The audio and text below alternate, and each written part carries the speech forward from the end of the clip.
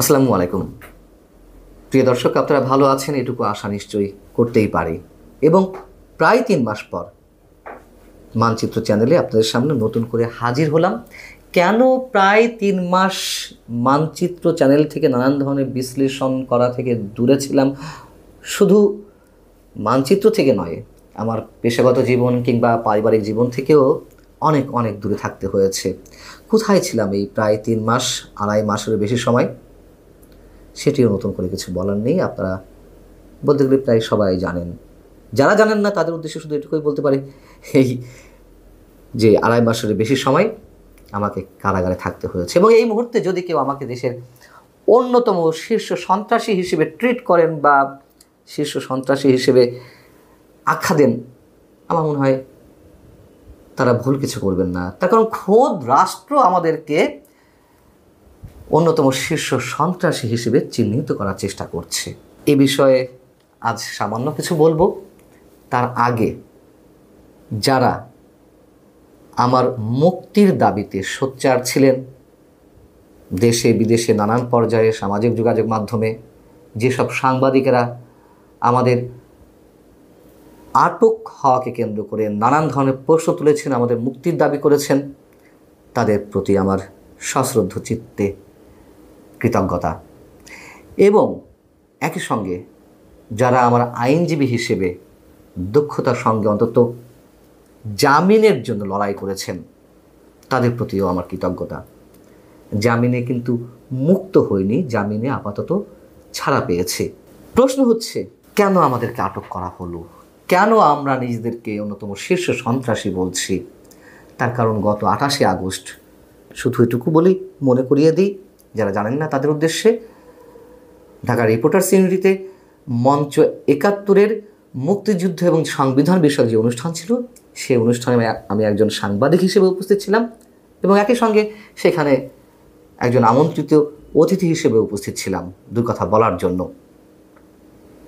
তারপর কি হলো? তারপরেরটা তো অবশ্যই ইতিহাস।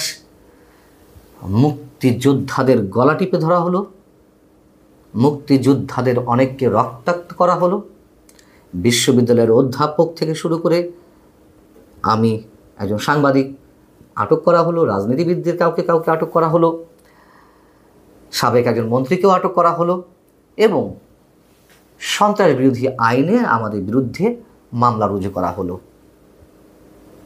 মজার বিষয় হচ্ছে, যারাই ঘটনাটি ঘটালো প্রকাশ্যে, যার ভিডিও ফুটেজ সারা বিশ্বে ছড়িয়ে পড়েছে, তাদেরকে আটক করা হলো না, তাদেরকে কোনো ধরনের মামলাই দেওয়া হলো না। এবং আমি নিজে ওই দিন 999-এ ফোন দিয়েছিলাম পুলিশের সহায়তা চাইতে। সহায়তা চেয়ে পুলিশ ঠিকই এলো, আমাদেরকে ধরে নিয়ে গেল নিরাপত্তা দেওয়ার নাম করে এবং পরবর্তীতে সন্ত্রাসী হিসেবে মামলায় জড়িয়ে দেওয়া হলো। আরও মজার কথা হচ্ছে, শুধু ওই দিন যারা মব ঘটিয়েছেন তাদের প্রসঙ্গ ছাড়াও মঞ্চ ৭১-এর ওই দিনের অনুষ্ঠান যাতে না হতে পারে তার জন্য সরাসরি হুঁশিয়ারি উচ্চারণ করা হয়েছিল কোনো কোনো সংগঠনের ব্যানার থেকে।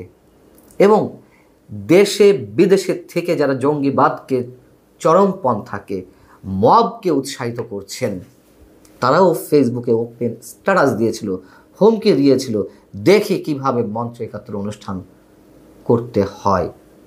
এর আগে আপনাদের একটু মনে করিয়ে দিই, ব্যক্তিগতভাবে আমার বিরুদ্ধে অসংখ্য কন্টেন্ট করা হয়েছে একটি সংঘবদ্ধ চক্রের পক্ষ থেকে আমাকে আটকের দাবি জানিয়ে, আমার ব্যাংক ব্যালেন্স খতিয়ে দেখার দাবি জানিয়ে সরকারের কাছে তারা এসব দাবি জানিয়ে নানান ধরনের বক্তব্য উপস্থাপন করেছে। এবং সেই জায়গা থেকে আমার যারা শুভনোধ্যায়ী, আমার যারা শুভাকাঙ্ক্ষী, আমার যারা সহকর্মী, তারা আশঙ্কা প্রকাশ করে আসছিলেন যে কোনো সময় আমাকে আটক করা হতে পারে।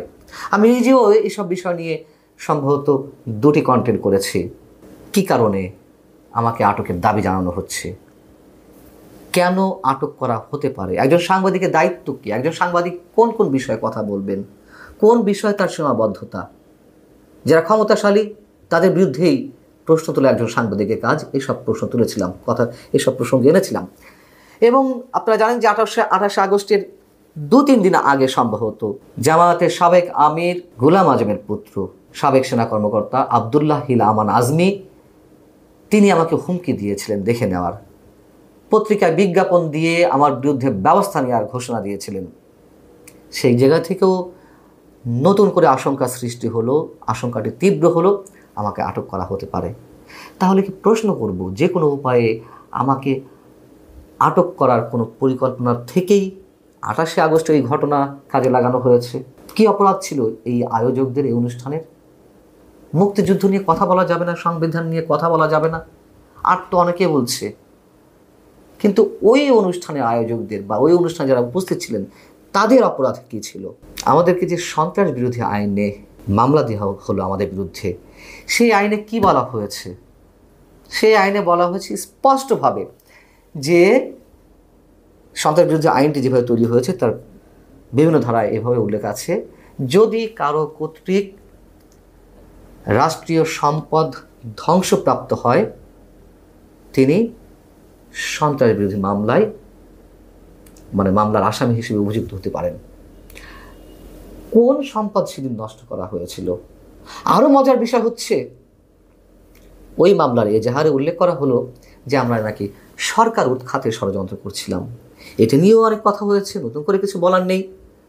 ঢাকা রিপোর্টার্স ইউনিটির মতন প্রকাশ্য একটি অনুষ্ঠানে কেমনভাবে ষড়যন্ত্র হতে পারে? আর ষড়যন্ত্র তো হবে রাতের অন্ধকারে গোপন কোনো স্থানে। আরও মজার বিষয় হচ্ছে আমার বিরুদ্ধে যখন রাষ্ট্রপক্ষ থেকে অ্যাপিল করা হলো যে আমার উচ্চ আদালতে যে জামিন করা হয়েছে না, জামিন মঞ্জুর করা হয়েছে, তার বিরুদ্ধে স্টে অর্ডারের জন্য রাষ্ট্রপক্ষ থেকে দাবি জানানো হলো সুপ্রিম কোর্টের অ্যাপিলেট ডিভিশনে যে আমরা নাকি সশস্ত্র বিপ্লব করতে চেয়েছিলাম। কি অদ্ভুত কথা! সশস্ত্র বিপ্লব, এগুলো নিয়ে বিশেষ কিছু বলার নেই। এবং নিশ্চয়ই মামলা চলমান, তার তদন্ত নিশ্চয়ই 2, 2.5, 3 মাসে হয়নি। কেন হয়নি? তার মানে বোঝা যায় যে আমাদের কি কারণে আটক করা হচ্ছে সেটা নিয়ে নানান ধরনের প্রশ্ন উঠতে পারে। মঞ্চ 71-এর অনুষ্ঠান নিয়ে নেত্র নিউজের পক্ষ থেকে একটি ভিডিও কন্টেন্ট তৈরি করা হয়েছে আমাকে নিয়ে। সেখানে আমার যিনি লার্নেড লয়ার তার বক্তব্য নেওয়া হয়েছে, আরও অনেকে বক্তব্য নেওয়া হয়েছে। এর মধ্যে বক্তব্য নেওয়া হয়েছে অধিকার নামের একটি এনজিওর কর্তা ব্যক্তি নাসরুদ্দিন এলানের। তিনি সেখানে প্রশ্ন তুলেছেন আমাকে নিয়ে যে সাংবাদিক হয়েছে বলে কি আটক করা যাবে না? তার বিরুদ্ধে যদি কোনো নির্দিষ্ট অভিযোগ থাকে, ফ্যাসিবাদের বিরুদ্ধে বা ফ্যাসিবাদের দোষর হিসেবে কাজ করার কোনো অভিযোগ থাকে। এটুকু বলে একজন মানবাধিকার কর্মী তার বক্তব্য শেষ করতে পারেন না।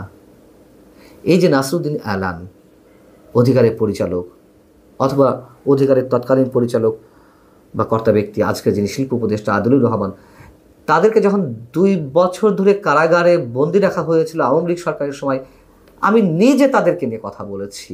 তাদের যে আটকাদেশ, তাদের যে আটক করে রাখা হয়েছে, কীভাবে মানবাধিকার লঙ্ঘন করা হচ্ছে সে বিষয়ে কথা বলেছি। অবশ্যই ফ্যাসিবাদের দোষর হিসেবে কোনো ধরনের সম্পৃক্ত থাকলে অথবা রাষ্ট্রবিরোধী কোনো অভিযোগ থাকলে যে কাউকে আটক করা হতেই পারে। কিন্তু এই যে মঞ্চ 71 অনুষ্ঠান, এটা তো একেবারে সবার সামনে, সেই অনুষ্ঠানের ভিডিও ফুটেজ সবার সামনে উঠে এসেছে। অথচ যারা মব ক্রিয়েট করলো, যারা অনুষ্ঠানটি পণ্ড করলো, তাদের বিরুদ্ধে কিছুই করা হয়নি, বরং তারা বিরচিতভাবে এই কাজগুলো ঘটালেন এবং গণমাধ্যমের সামনে তারা বীরত্বসূচক বক্তব্য রাখলেন। আমাদেরকে কাউকে আটক থাকতে হয়েছে 2.5 মাসের বেশি সময়। এখনও কারাগারে আটক রয়েছেন ঢাকা বিশ্ববিদ্যালয়ের আইনের অধ্যাপক শেখ হাফিজুর রহমান কার্জন, রাজনৈতিক ব্যক্তিত্ব আবদুল্লাহ হিল কায়ুম, 80 ঊর্ধ্ব বয়স একজন মুক্তিযোদ্ধা গোলাম মোস্তফা, মুক্তিযোদ্ধা আনিসুর রহমান বুলবুল, সাবেক সচিব আবু আলম শহীদ খান, তাদের বিষয়ে এখনও কোনো ফয়সালা হয়নি। কবে তারা জামিনের ছাড়া পাবেন সেই বিষয়টিও এখনও অনিশ্চিত। মুক্তিযোদ্ধা আনিসুর রহমান বুলবুল তার অবস্থা সঙ্গীন, তার বাইপাস সার্জারি, হার্ট সার্জারি, তার শ্বাসকষ্ট। এই অবস্থায় কারাগারগুলোতে কী অবস্থা আপনারা জানেন, যে তিল ধারণের কোনো অবস্থা নেই, সেই অবস্থায় তাদেরকে বন্দী থাকতে হচ্ছে। আমি শেষ করব তাদের মুক্তির দাবি জানিয়ে, এবং অবশ্যই যারা এখনো পর্যন্ত এই যে নির্দোষ মানুষগুলোর পক্ষে কথা বলে যাচ্ছেন, তারা দাবি তুলছেন তাদের মুক্তির জন্য, তাদের প্রতি আমি শ্রদ্ধা জানাচ্ছি। ভালো থাকুন সবাই।